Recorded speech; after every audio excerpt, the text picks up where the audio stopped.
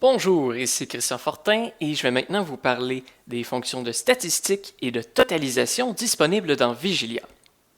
Donc ici, nous avons trois objets de présélectionnés, une température extérieure, une lecture de kilowatts et l'humidité de pièce. Ces trois objets, affichés un peu plus bas ici, ont d'afficher des moyennes. Donc, pour toute la durée de l'enregistrement, on a une moyenne ici de moins 4,56 degrés Celsius.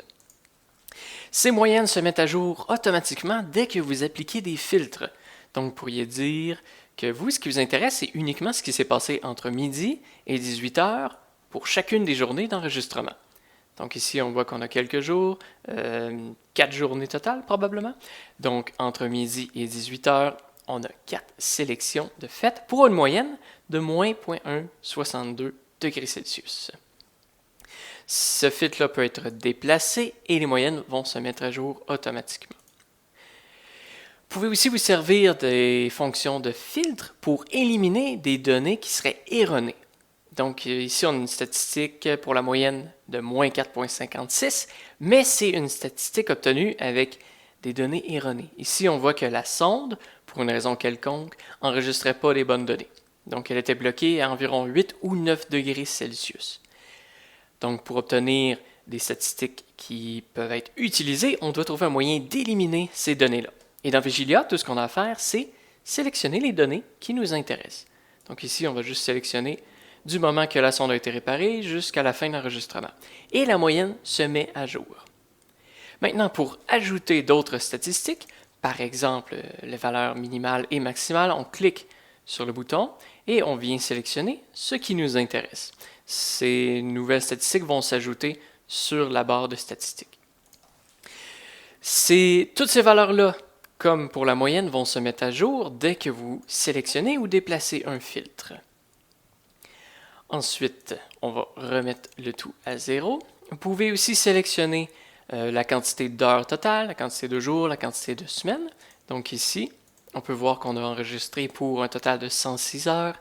Et si on fait une sélection ici, on va voir que c'est une sélection qui correspond à un total de 19 heures. Encore une fois, on va remettre ça à 0. Et maintenant, je vais vous parler un peu des fonctions de totalisation.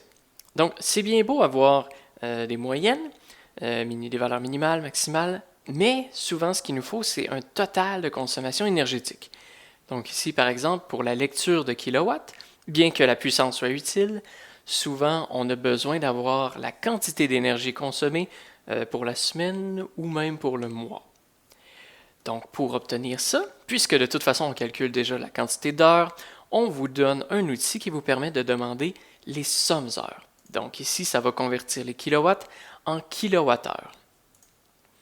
Une fois qu'on l'a ajouté, on peut voir qu'on a un total de 61 000 kWh pour la durée de l'enregistrement.